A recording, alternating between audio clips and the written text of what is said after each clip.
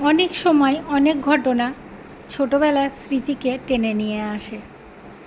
এই আইসক্রিম বানানোটা আমার ছোটোবেলার স্মৃতিকে টেনে নিয়ে আসলো। হাই এভরিওয়ান, আমি আপনাদের সকলের প্রিয় এমা সুলতানা। আশা করি সবাই ভালো আছেন। আলহামদুলিল্লাহ, আমিও ভালো আছি।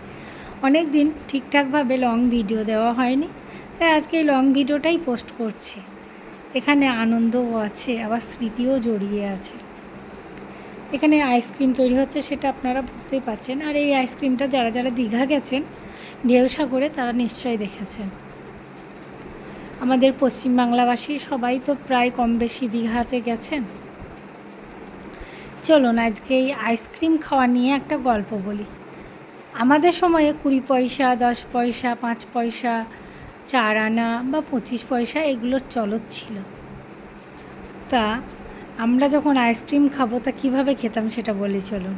আব্বা মায়ের কাছে পয়সা চাইলে তো দিতেনি, তবুও হাসির একটা গল্প বলি।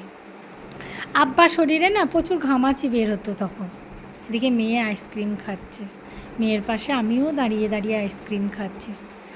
যাই হোক, আব্বার শরীরে প্রচুর ঘামাচি হতো, আর আব্বা আমাদের বলতেন মেরে দিতে।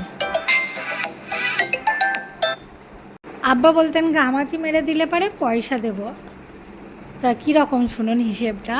20টা ঘামাচি মেরে দিলে আমরা ঠিক করে নিতাম 20 পয়সা, 100টা ঘামাচি মেরে দিলে 1 টাকা।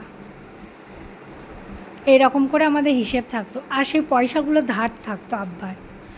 এবার ধারগুলো আব্বা কীভাবে শোধ করতেন, যখন আইসক্রিম আসতো আমরা ছুটে বাড়ি আসতাম, এসে বলতাম আব্বা আইসক্রিম এসেছে, আপনার কাছে এত পয়সা পাবো ঘামাচি মারার, আমাকে আইসক্রিম কিনে দিন। আব্বা আইসক্রিম কিনে দিতেন। খুব ভালো লাগতো সেই ছোটোবেলার স্মৃতিগুলো এখন মনে পড়ছে। এক সময় ভাবি ছোট ছিলাম, বেশ ভালোই ছিলাম, কেন বড় হলাম? আর যদি বড়ই হলাম তাহলে বিয়ে শাদি কেন হলো? ছোটোবেলাটা সত্যিই সকলের মধুর হয়ে থাকে। খুব মিস করি সেই ছোটোবেলার ডান পিঠেপনা। আমি খুব ডান পিঠে ছিলাম জানি।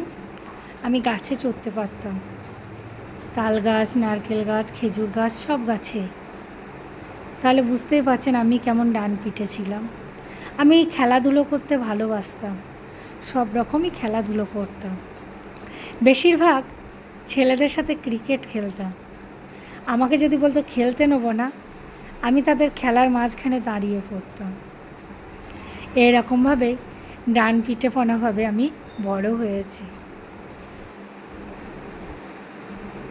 খুব মিস করি সেই সব দিনগুলোকে, গ্রামের সেই পরিবেশটাকে। খোলা বাতাস, খোলা মাঠ, সব কিছুকে, খোলা পরিবেশ।